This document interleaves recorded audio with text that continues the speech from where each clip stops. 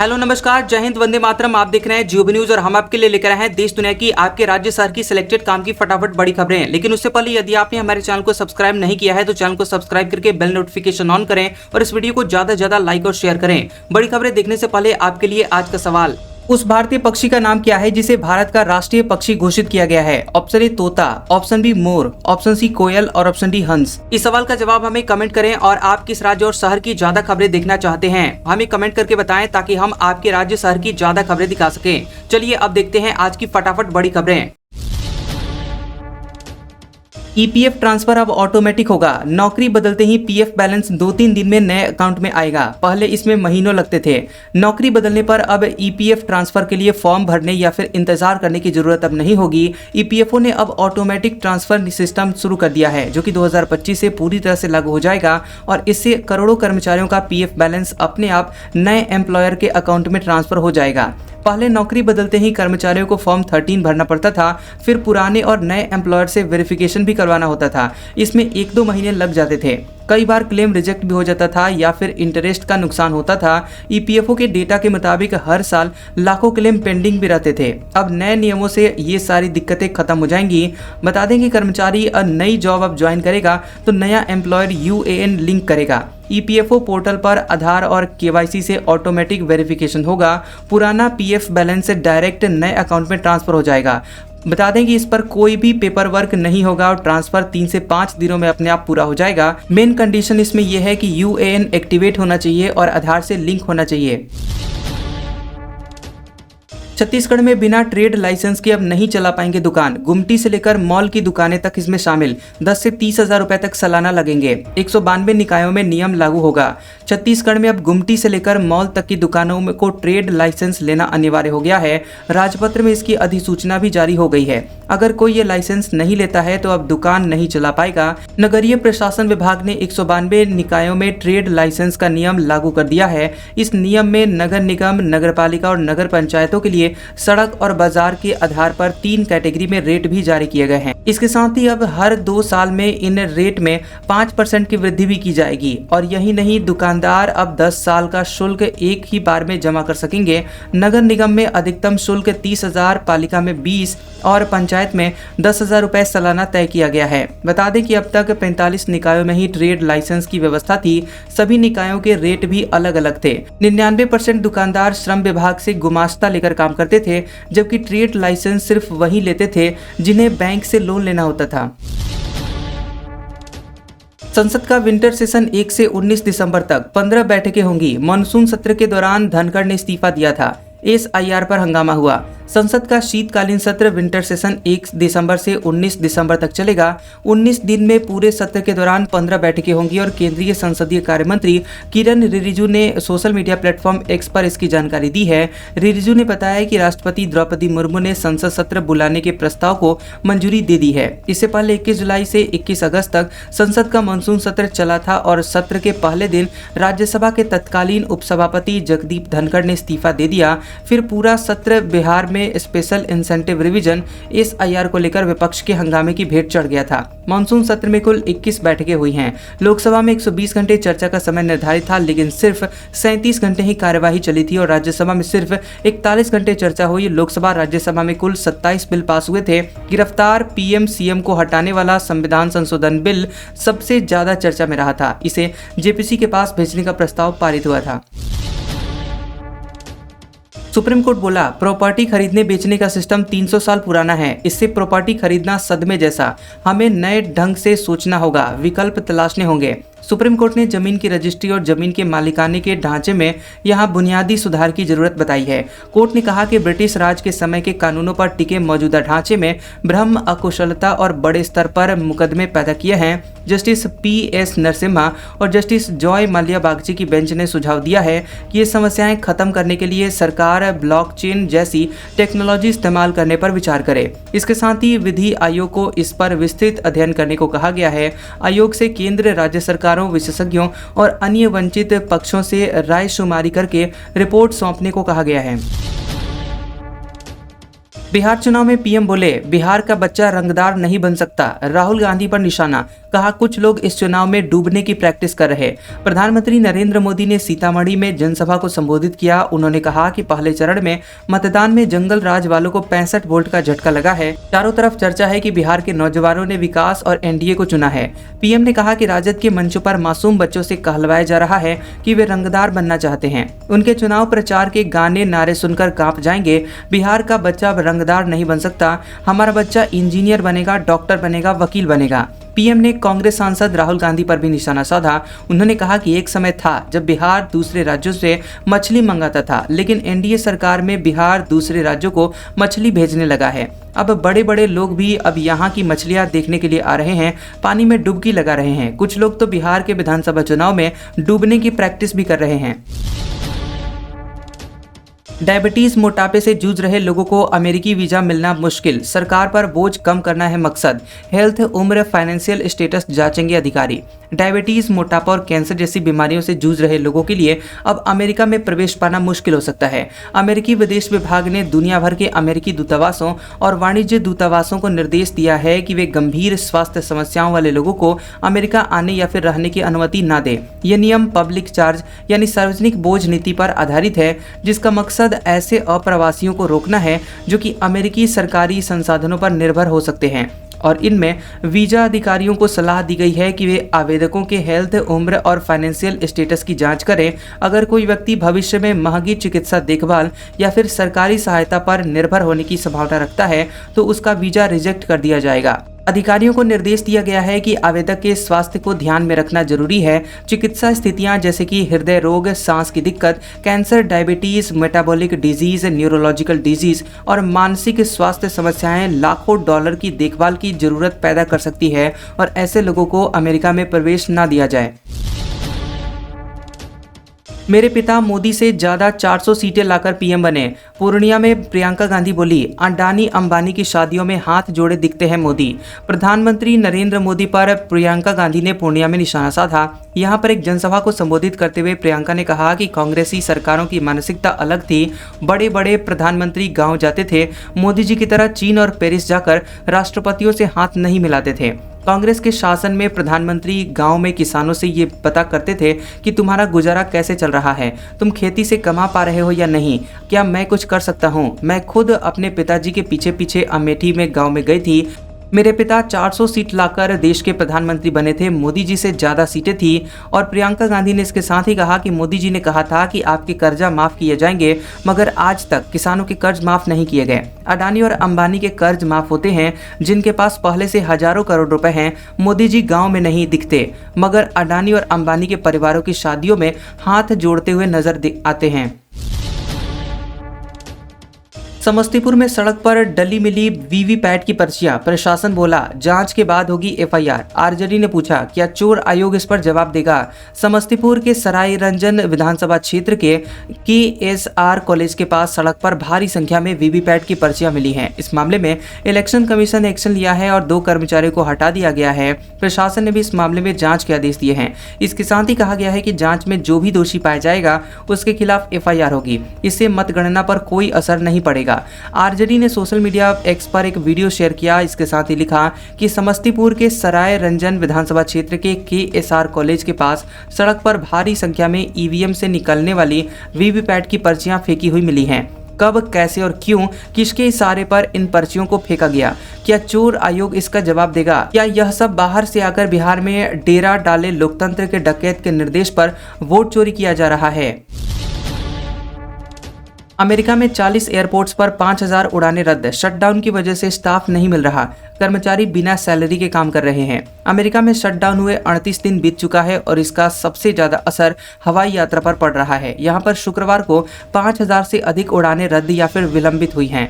दरअसल federation aviation administration FAA ने गुरुवार को 40 बड़े हवाई अड्डों पर उड़ानों में कटौती का ऐलान किया था और इसमें न्यूयॉर्क और वाशिंगटन DC के बड़े एयरपोर्ट्स भी शामिल हैं। कुल 40 में से ज्यादातर देश के सबसे व्यस्त हब है। इससे थैंक्स गिविंग वीक की छुट्टियों से पहले यात्रा करने वाले लोगों की चिंताएं बढ़ गई हैं। रॉयटर्स की रिपोर्ट के मुताबिक कई बड़े एयरलाइंस पहले ही उड़ानें कैंसिल कर चुके हैं और इसमें रीजनल और मुख्य उड़ानें भी शामिल हैं। हालांकि अंतर्राष्ट्रीय उड़ानें इससे बचेंगी। पाकिस्तान अफगानिस्तान में तीसरे दौर की शांति वार्ता फेल।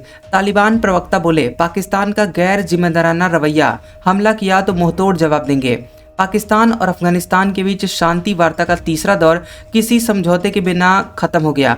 दोनों देशों ने बातचीत फेल होने के लिए एक दूसरे को जिम्मेदार ठहराया। अफगानिस्तान सरकार ने कतर और तुर्की की मध्यस्थता में इस्तांबुल में आयोजित 2 दिवसीय वार्ता के दौरान पाकिस्तान पर गैर जिम्मेदाराना रुख अपनाने का आरोप लगाया। तालिबान सरकार के प्रवक्ता जबीहुल्लाह मुजाहिद ने कहा कि हमें लगा कि पाकिस्तान व्यवहारिक और लागू करने लायक शर्तें रखेगा, इससे समस्या का हल निकाला जा सके। उन्होंने कहा कि पाकिस्तानी लोग हमारे भाई और दोस्त हैं, लेकिन किसी भी हमले का मुंहतोड़ जवाब दिया जाएगा। पाकिस्तान की सरकार ने इस बयान पर तुरंत कोई प्रतिक्रिया नहीं दी है। हालांकि पाकिस्तान ने कहा था कि बातचीत में विवाद बढ़ गया है, कोई प्रगति नहीं हुई है। तुर्की ने इजरायली पीएम के खिलाफ गिरफ्तारी वारंट जारी किया, गाजा में नरसंहार का आरोप लगाया। तुर्की ने इजरायल के प्रधानमंत्री बेंजामिन नेतन्याहू और उनकी सरकार के कई बड़े अधिकारियों पर गाजा में नरसंहार का आरोप लगाते हुए गिरफ्तारी वारंट जारी किया है। तुर्की में आने पर इन लोगों को गिरफ्तार किया जा सकता है। तुर्की अभियोक्ता कार्यालय के बयान के मुताबिक 37 संदिग्धों में इजरायल के रक्षा मंत्री इजराइल काट्ज, राष्ट्रीय सुरक्षा मंत्री इतामार बेन गवीर और सेना प्रमुख लेफ्टिनेंट जनरल एयाल जमीर शामिल हैं। फिलहाल पूरी सूची जारी नहीं की गई है और तुर्की का आरोप है कि इजरायल ने गाजा में नरसंहार और मानवता के खिलाफ अपराध व्यवस्थित तरीके से किए हैं। बयान में तुर्की ने गाजा में बनाए गए तुर्की फिलिस्तीनी मैत्री अस्पताल का भी जिक्र किया है, जिसे इजरायल ने मार्च में बमबारी कर तबाह कर दिया था। हरियाणा में पहले दिन 1 घंटा देरी से पहुंची वंदे भारत, फिरोजपुर से आई, अंबाला में वीज, पानीपत में मंत्री ढांडा ने स्वागत किया। हरियाणा के यात्रियों के लिए शनिवार का दिन एक और बड़ी सौगात लेकर आया। प्रदेश को एक नई वंदे भारत एक्सप्रेस ट्रेन मिल गई है, जो कि पंजाब में फिरोजपुर कैंट से दिल्ली जंक्शन के बीच चलेगी। ये ट्रेन हरियाणा के 3 प्रमुख रेलवे स्टेशनों अंबाला, कैंट, कुरुक्षेत्र और पानीपत पर रुकेगी। इस ट्रेन का प्रधानमंत्री नरेंद्र मोदी ने वाराणसी में हुए कार्यक्रम में उद्घाटन किया। उद्घाटन के बाद पंजाब के फिरोजपुर कैंट से रवाना की गई ट्रेन हरियाणा के अंबाला कैंट स्टेशन पर 1 घंटा देरी से पहुंची। यहां परिवहन मंत्री अनिल विज ने ट्रेन का स्वागत किया और इसके बाद ट्रेन कुरुक्षेत्र होते हुए पानीपत पहुंची। यहां पर शिक्षा मंत्री महिपाल ढांडा ने वंदे भारत का स्वागत किया। मंदिर में चिकनी चमेली सॉन्ग पर महिला ने लगाए ठुमके। जालंधर में काली माता की मूर्ति के आगे सैंडल पहनकर नाची, वीडियो हुआ वायरल। पंजाब के जालंधर में मंदिर में फिल्मी गीत पर नाचती महिला का एक वीडियो सामने आया। वीडियो में महिला मंदिर में काली माता की मूर्ति के सामने नाचती हुई नजर आ रही है। वीडियो में चिकनी चमेली गाना बज रहा है और इसी की तर्ज पर ठुमके लगा रही है। इस पर शिवसेना लॉयन ने आपत्ति जताई है। शिवसेना लॉयन के राष्ट्रीय युवा अध्यक्ष सुनील कुमार बंटी ने बताया कि महिला का ऐसे वीडियो पहली बार सामने नहीं आया है। इससे पहले भी यह मंदिर के पंडित के साथ बदसलूकी को लेकर विवादों में रही है। उन्होंने कहा कि इसकी शिकायत देने के लिए वह थाना डिवीजन 6 में जाएंगे। उन्होंने कहा कि इस तरह से मंदिर में नाचकर और रील में फिल्मी गीतों का यूज करके समाज में गलत मैसेज आता है। हिंदुओं की बदनामी होती है और भावनाओं को भी ठेस पहुंचती है। इसके साथ ही सोशल मीडिया पर जब ऐसे वीडियोस अपलोड किए जाते हैं तो ये दुनिया भर में हिंदुओं के मजाक के कारण बनते हैं। पीएम मोदी को आशीर्वाद देने हरिद्वार से पहुंचेंगे साधु संत। 40,000 बीजेपी कार्यकर्ता भी होंगे शामिल। खास क्यूआर कोड से मिलेगी एंट्री। प्रधानमंत्री नरेंद्र मोदी 9 नवंबर को रजत जयंती के उत्सव के अवसर पर देहरादून पहुंचेंगे और विशाल जनसभा को संबोधित करेंगे। प्रधानमंत्री के कार्यक्रम में हरिद्वार के सभी 13 अखाड़ों और बड़े मठ मंदिरों के साधु संतों को भी निमंत्रण दिया गया है। साधु संतों के लिए कार्यक्रम में अलग बैठने की व्यवस्था की गई है। भाजपा के लगभग 40,000 कार्यकर्ता हरिद्वार से देहरादून के लिए रवाना होंगे। इसके लिए उत्तराखंड और उत्तर प्रदेश से बसों की व्यवस्था की गई है। पार्टी कार्यालयों और वर्चुअल मीटिंग के माध्यम से सभी पदाधिकारी कार्यक्रम को सफल बनाने में जुटे हुए हैं। वहीं भाजपा प्रदेश मीडिया संयोजक विकास तिवारी ने बताया कि हरिद्वार के सभी 13 अखाड़ों और बड़े मठ मंदिरों के साधु संत कार्यक्रम में शामिल होंगे और प्रधानमंत्री मोदी को अपना आशीर्वाद देंगे। साधु संत इस दौरे को लेकर बेहद प्रसन्न हैं और उनके लिए कार्यक्रम में अलग बैठने की व्यवस्था की गई है। केरल हाईकोर्ट बोला, अविवाहित बेटी पिता से गुजारा भत्ता नहीं ले सकती। क्रिश्चियन पर्सनल लॉ भी इसकी इजाजत नहीं देता। ईसाई पिता ने याचिका लगाई थी। केरल हाईकोर्ट ने कहा कि ईसाई धर्म मानने वाली अविवाहित बेटी अपने पिता से गुजारा भत्ता लेने का दावा नहीं कर सकती। अदालत ने स्पष्ट किया है कि क्रिश्चियन पर्सनल लॉ में इसके लिए कोई प्रावधान नहीं है, जबकि मुस्लिम पर्सनल लॉ और हिंदू दत्तक और भरण पोषण अधिनियम में ऐसा हक मौजूद है। केरल हाईकोर्ट के जस्टिस डॉक्टर कौसर की बेंच ने 29 अक्टूबर की एक याचिका पर सुनवाई की। इसमें 65 वर्षीय ईसाई व्यक्ति ने फैमिली कोर्ट के उस आदेश को चुनौती दी जिसमें उसे अलग रह रही पत्नी को हर महीने 20,000 रुपये और 27 साल की अविवाहित बेटी को 10,000 रुपये भरण पोषण देने का निर्देश दिया गया था। भारत को 113 तेजस मार्क 1A इंजन देगा अमेरिका। HAL और अमेरिकी कंपनी में 8,870 करोड़ रुपए की डील 2027 से 2032 के बीच होगी डिलीवरी। हिंदुस्तान एरोनॉटिक्स लिमिटेड ने अमेरिकी कंपनी जनरल इलेक्ट्रिक GE के साथ $1 अरब करीब 8,870 करोड़ रुपए की डील की है। इसके तहत GE भारत को 113 जेट इंजन और सपोर्ट पैकेज देगी। HAL ने समझौते के बारे में एक्स में पोस्ट करके जानकारी दी है। कंपनी ने बताया कि ये engine 97 Mark 1A light combat aircraft Tejas fighter jet में लगाए जाएंगे और इंजन की डिलीवरी 2027 से 2032 के बीच होगी।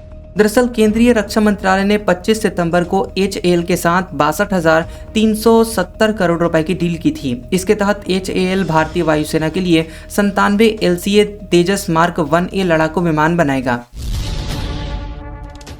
बंगाल में 3 करोड़ से ज्यादा SIR फॉर्म बटे, एनक्लेव महिलाओं को नाम गायब होने का खतरा।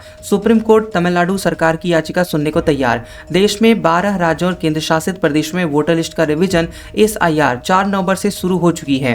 पश्चिम बंगाल में विरोध के बावजूद बूथ लेवल अधिकारियों ने 3.04 करोड़ से ज्यादा फॉर्म बांट भी दिए हैं। हालांकि कूच बिहार के पूर्व एनक्लेव निवासियों ने लगभग 450 महिलाओं के नाम जिला प्रशासन को सौंपे हैं। उन्हें डर है कि 9 दिसंबर को पब्लिश होने वाली ड्राफ्ट वोटर लिस्ट में उनका नाम छूट सकता है। उधर सुप्रीम कोर्ट 11 नवंबर से वोटर लिस्ट की स्पेशल इंसेंटिव रिवीजन SIR प्रक्रिया पर सुनवाई करने के लिए तैयार हो गया है। CJI BR गवई की बेंच में ये मामला लिस्टेड किया गया है।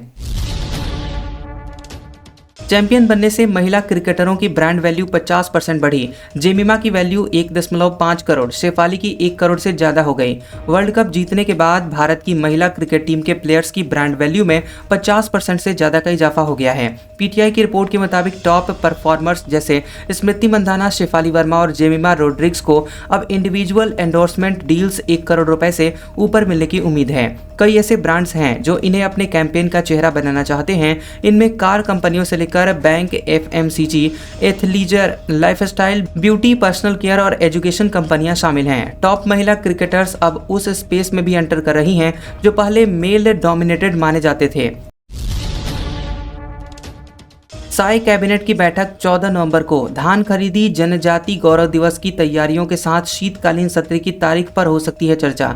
मुख्यमंत्री विष्णुदेव साय की अध्यक्षता में 14 नवंबर 2025 शुक्रवार को सुबह 11 बजे मंत्रालय, महानदी भवन, अटल नगर, नवा रायपुर में राज्य मंत्री परिषद कैबिनेट की बैठक होगी। इस बैठक में सरकार की कई महत्वपूर्ण नीतिगत मुद्दों पर चर्चा होने की संभावना है। अफसरों के मुताबिक बैठक में मुख्य रूप से आगामी धान खरीदी सीजन की अंतिम समीक्षा की जाएगी। इसके अलावा खरीदी केंद्रों की तैयारियां, परिवहन व्यवस्था और भुगतान प्रक्रिया की प्रगति पर भी रिपोर्ट पेश की जा सकती है। बिहार चुनाव में रोजाना उड़ रहे हैं 23 हेलीकॉप्टर, 2.5 करोड़ रुपए खर्चा। बीजेपी के पास 12 चॉपर, जेडीयू के पास 2। सबसे ज्यादा उड़ान तेजस्वी यादव भर रहे हैं। बिहार में चुनाव प्रचार के लिए पार्टियां रोज करीब 2.5 करोड़ रुपए हेलीकॉप्टर पर खर्चा कर रही हैं। भाजपा ने सबसे ज्यादा 12 चॉपर रेंट पर लिए हैं। इसके लिए पार्टी रोज करीब 1.5 करोड़ रुपए खर्च कर रही है। चुनाव प्रचार के लिए नेता प्रतिदिन करीब 23 हेलीकॉप्टर में सवार होकर उड़ान भर रहे हैं। पीएम मोदी वायुसेना के हेलीकॉप्टर का इस्तेमाल करते हैं। ये हमलावर मिसाइल को भी मात दे सकता है, गोली से बचाता है। नीतीश कुमार के चॉपर में उतरना चढ़ना आसान है, वहीं तेजस्वी यादव का उड़न खटोला रफ्तार के मामले में तेज है। भले ही एनडीए के पास 14 हेलीकॉप्टर हैं, लेकिन उड़ान सबसे ज्यादा तेजस्वी यादव भर रहे हैं। सुपौल में अमित शाह बोले, क्या घुसपैठिए सीएम तय करेंगे? लालू सोनिया कभी भी मां सीता का मंदिर नहीं बनवाएंगे। 5 साल में 25 चीनी मिल लगवाएंगे। केंद्रीय गृह मंत्री अमित शाह 3 सभा उन्होंने शनिवार को की। पूर्णिया, कटिहार और सुपौल में केंद्रीय मंत्री ने आरजेडी कांग्रेस पर जमकर हमला बोला। जंगल राज की याद दिलाते हुए लोगों से सोच समझकर वोट करने की अपील की है। सुपौल में घुसपैठियों का जिक्र करते हुए अमित शाह ने कहा कि बिहार का मुख्यमंत्री ये घुसपैठिए तय करेंगे। राहुल तेजस्वी ने इन्हें बचाने के लिए यात्रा निकाली है, लेकिन हम एक एक घुसपैठियों को बाहर निकाल कर रहेंगे। शाह ने पूर्णिया में कहा कि आने में 5 साल में यहाँ हम बिहार में 25 चीनी मिलें लगाएंगे और इसमें से एक पूर्णिया के बनमनखी में लगेगी। हम विकास की बात करते हैं, वो जंगल राज वाले विकास नहीं कर सकते। ये चुनाव 2 खेमों में बटा है, एक और बिखरा हुआ महागठबंधन, दूसरी ओर पांडव की तरह पूरी मजबूती से एक साथ खड़ा एनडीए। पहले फेज की वोटिंग में लालू यादव और तेजस्वी यादव का सुपड़ा साफ हो चुका है। 160 से ज्यादा सीटें जीतकर हम नीतीश कुमार के नेतृत्व में सरकार बनाने जा रहे हैं। आज का सुविचार, जो लोग दूसरों की राहों में अंधेरा करते हैं, उजाले उनको भी कभी नसीब नहीं होते। कैसा लगा ये वीडियो हमें कमेंट सेक्शन में जरूर बताएं। वीडियो पसंद आया हो तो वीडियो को लाइक और शेयर करें और ऐसी इंटरेस्टिंग वीडियोस देखने के लिए हमारे चैनल GOB न्यूज को सब्सक्राइब करें और बेल आइकॉन को दबाएं। और हमारे ओल्ड और लेटेस्ट वीडियोस देखने के लिए हमारे प्लेलिस्ट और कम्युनिटी टैब को जरूर चेक करें। तो मिलते हैं अगले वीडियो में, तब तक के लिए आपका शुक्रिया।